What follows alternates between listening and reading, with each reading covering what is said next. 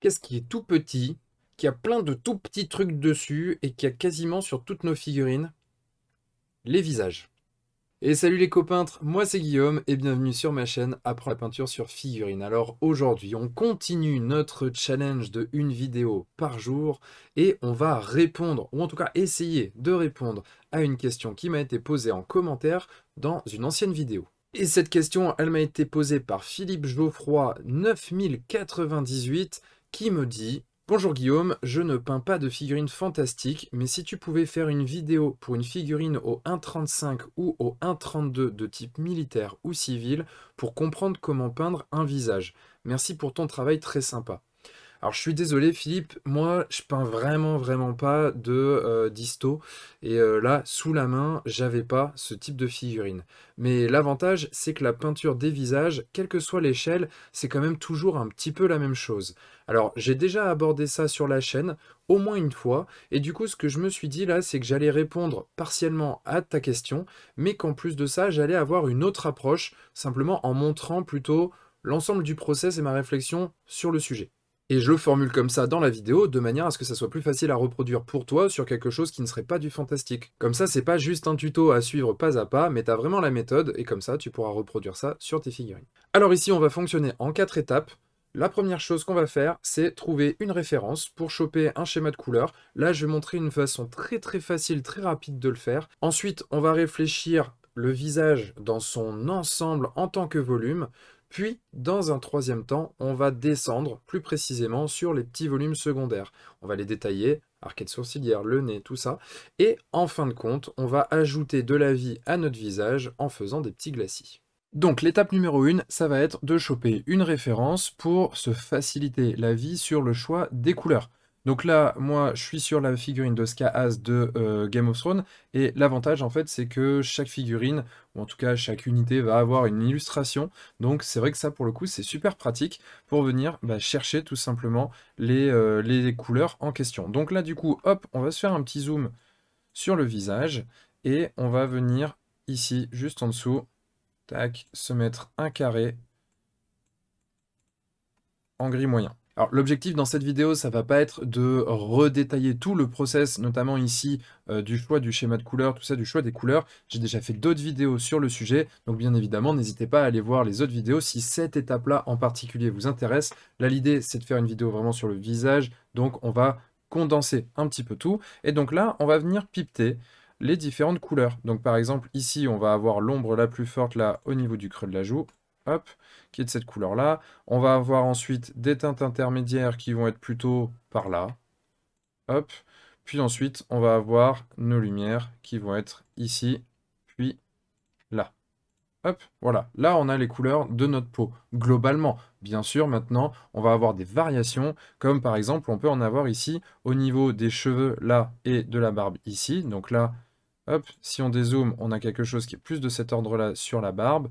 On va être plus sur quelque chose comme ça au niveau des cheveux. Logique, on va désaturer, on va tendre vers quelque chose avec un mélange qui pourrait contenir un petit peu du bleu sur notre barbe et sur les cheveux. En ce qui concerne le visage, on a aussi ici des teintes qui vont plus dériver vers des jaunes, des trucs comme ça. Là, on a une teinte intermédiaire qui est assez intéressante ici, qui est très jaune. Donc là, ça va aussi dépendre un petit peu de l'ambiance qu'on va vouloir donner. Mais là, on va faire simple, on va se limiter à ça. Et si derrière, on veut rajouter de la vie sur ce petit personnage, ce qu'on va faire, on viendra passer des glacis. Donc là, assez rapidement, quand on veut aller très vite, bien évidemment, c'est une étape qu'on peut pousser bien plus que ça. Mais là, quand on veut aller assez vite, pouf, on a nos couleurs. Alors une fois qu'on a fait la sélection de nos couleurs, eh bien évidemment, on va prendre ce qui se rapproche le plus. Si on veut pas s'embêter, on prend ce qui se rapproche le plus sans forcément faire de mélange. Si par contre on veut les teintes précises, on va faire des mélanges. Là en l'occurrence, je vais aller vite, je vais pas faire de mélange. Donc ce qui se rapproche le plus, on va avoir notre espèce de marron rouge. Ici, on va prendre du mahogany brown. Voilà. Ensuite, pour la teinte intermédiaire, on va être sur du cork.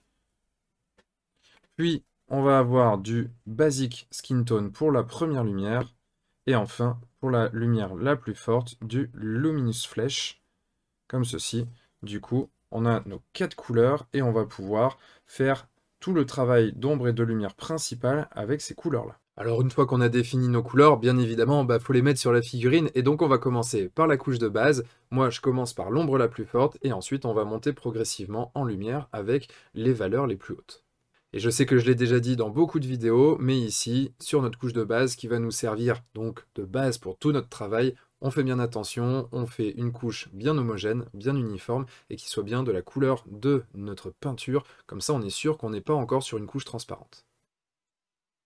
Alors, une fois qu'on a fait notre couche de base, l'étape numéro 2, c'est quand même d'identifier un peu la forme générale de notre visage. Est-ce qu'on est, comme ici, sur quelque chose d'assez sphérique? Est-ce qu'on est sur quelque chose de plus allongé et donc plutôt de cylindrique? Ça, c'est vraiment quelque chose d'important, je pense, à identifier et aussi d'identifier d'où vient notre lumière. Là, en l'occurrence, ça va pas être non plus super super complexe étant donné qu'on a une sphère avec une lumière que je vais faire venir quasiment pile de devant, très légèrement décalée sur la gauche, donc sur la droite du personnage. En partant de ça, ça va nous identifier la zone principale à éclaircir. Là, en l'occurrence, on va avoir cette zone-là qui va être très fortement dans la lumière, celle-ci qui va être un peu plus dans l'ombre, et ici également. Une fois qu'on a identifié ça, on peut donc positionner notre deuxième couleur, celle qui est notre intermédiaire. Là, par exemple, je vais faire quelque chose de très grossier dans un premier temps. Je vais ici marquer l'endroit où vient taper ma lumière. Je vais même le décaler un tout petit peu vers l'avant, comme ceci. Et comme on est sur une sphère, eh bien, je fais un cercle.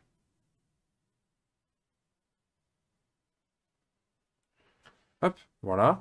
Et donc là, on voit bien que si je fais mon cercle comme ça, il n'est pas complètement fini.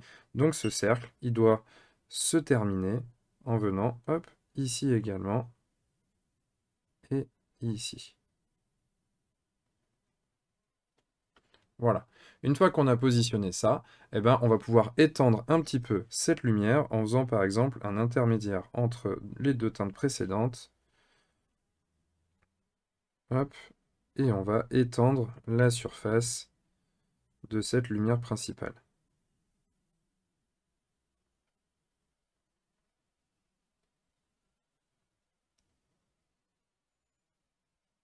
Donc à ce stade-là, on a fait nos lumières qui sont, qui est la lumière principale, et ensuite on va commencer à travailler sur les volumes qui sont les volumes les plus secondaires. Donc là, en termes de volume secondaire sur cette forme de visage-là, on a le front qui est bien bien rond, on a les arcades sourcilières, le nez, la lèvre inférieure, le menton, les pommettes, un petit retour ici aussi, parce qu'il a une forme de visage où ici ça fait un petit rebond de lumière, puis les oreilles. Donc pour ça, déjà, je vais reprendre la couleur intermédiaire, le cork, et je vais venir renforcer le passage de cette couleur-là sur les zones que je viens de citer.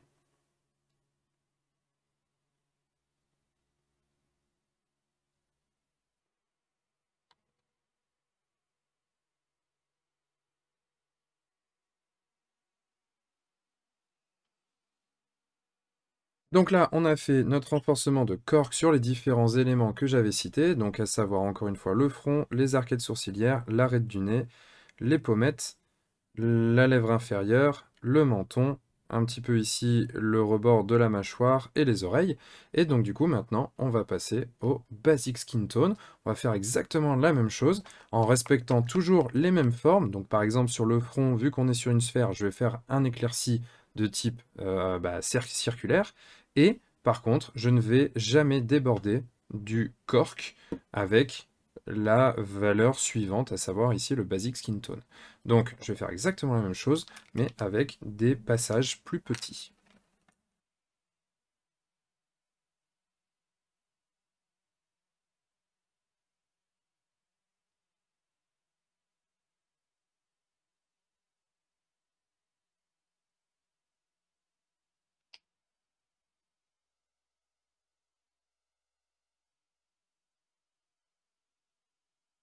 Donc, une fois qu'on a fait ça, eh bien, je vais simplement atténuer les transitions en faisant un mélange 50-50 entre les deux et en venant passer des petites couches là sur les rebords. Donc ça, je vais le faire hors caméra et on se retrouve après. Hop, voilà où on en est une fois qu'on a passé du coup notre petite transition, une fois qu'on a fait notre transition entre les différentes teintes.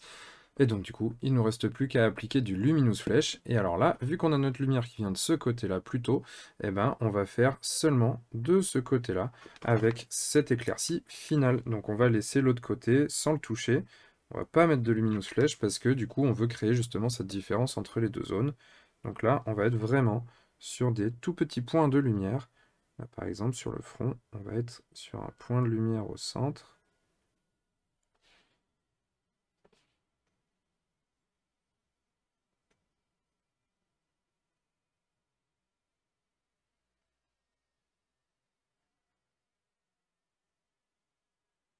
Sur la pommette ici, en tout cas dans le dessous de l'œil, on va aller chercher bien, hop, la zone la plus lumineuse par ici.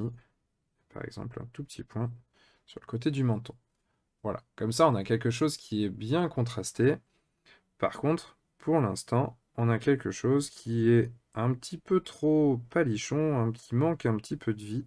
Donc on va lui rajouter de la vie à ce petit pépère. Et donc pour ajouter de la vie, ce que je vais faire, c'est que je vais faire des petits glacis. Et des petits glacis, je vais utiliser du Dark Sea Blue pour lui faire par exemple de la barbe. Et je vais utiliser le rubis pour lui donner un petit peu plus de teinte, de ton rosé, rougeâtre sur la partie du nez et des pommettes. Donc c'est parti. Là, on est sur du glacis, donc on fait du très très dilué. Je vais passer. Alors j'essaie de tirer ma couleur pour qu'elle aille pas sur les lumières maximum, de manière à teinter la zone, mais ne pas baisser la valeur max, ce qui aurait tendance du coup à enlever un peu de contraste. Voilà, ça lui donne un petit peu de vie. Et on va faire la même chose avec, hop, du bleu. Donc là, le bleu, il faut le diluer vraiment, vraiment, vraiment beaucoup. Il faut que ça soit un filtre très léger, comme ça. Et là, je vais venir le passer sur la zone de la barbe.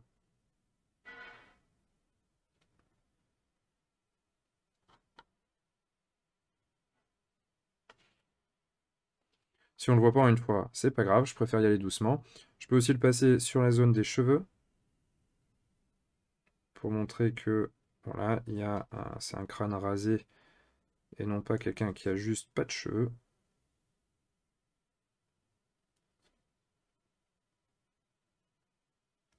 Et voilà ce que ça donne une fois qu'on a fini nos petits glaciers. Donc là, sur la partie du milieu du visage, j'ai simplement fait un glacis.